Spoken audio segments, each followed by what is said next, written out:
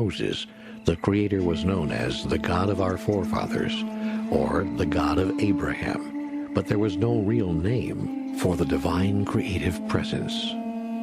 One day, Moses, who was just a poor shepherd, came upon a burning bush, and yet the fire did not consume the bush.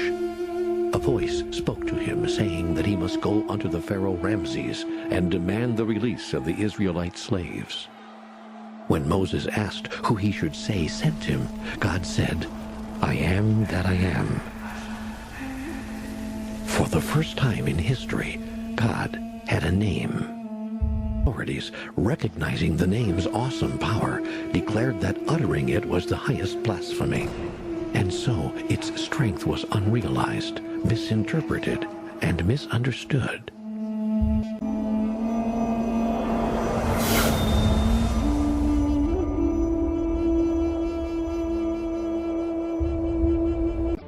Most of us were taught that the name given to Moses was, "I am that I am." That doesn't make sense without the code. In reality, the name was much simpler. The Moses code is a common symbol, something that we see and experience every day. The Moses code is a comma. The Moses code is a comma? A comma. I don't think so.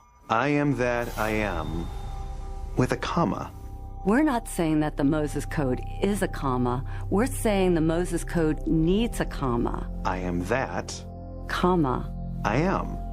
I is the creative factor of the universe, and when you add am to it, what you get is the movement of the creative force of the universe. So every time you say I am, you are creating movement. Think of it this way. We say, I am broke. Yes, and that's how you stay. I am lonely. Yes, and that's how you stay. But if we were to begin to use the creative force and energy of that name, I, and the movement of am, to say, I am whole, I am holy, I am complete, I am beautiful, I am gorgeous, I am wealthy, I am, we begin energy moving in our life, and we re-educate our souls. That's all Moses had to do, was to bring that oneness, that creative energy of God, and put an action to it. There's actually a way to activate this creative energy through a process that we can practice every day. And the great thing about this process is that it applies to almost every area of our life. And you can remember it with 5 simple words. And guess what the words are?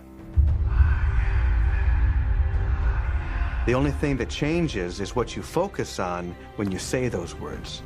The first step is to imagine what you want to be, do, or have, and really make sure that it's something that matters. And the second step is to repeat the words, I am that, I am, and allow yourself to expand into that new possibility. So if we want to have a new way of being, we must say it and repeat it time and time and time again. When we repeat things, we encode them in our consciousness. The third step is pretty easy. In fact, you're already doing it. It's to breathe.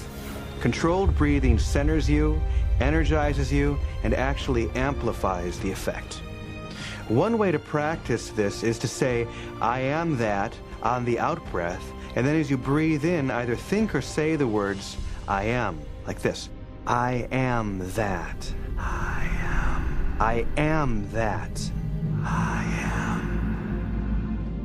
This simple process takes whatever you're feeling and imagining and projects it out into the world so that you can experience it in your real life. One of the ways I like to support people in doing this is by thinking about the qualities that inspire you, the qualities that you desire. See somebody, maybe you know them or maybe you've read about them, in your awareness. Bring that image of them very close to you, and then just close your eyes and start repeating, I am that I am. Really allowing yourself to encode that image, that way of being, and those qualities right into yourself. I am the joy I want to experience. I am the peace I want to experience. I am the beauty I want to realize. I am the abundance I want to realize. And through the power of that declaration, through the flow of that kind of energy, it manifests in and as your life. And that's really what we want. We want the grace and the majesty and the presence of God to so fill us until it's unspeakable. Because if we can speak it and call it something, we'll try to fix it and change it. So we just want to be. And in that beingness, we have the manna, which is the manifestation of the presence of God.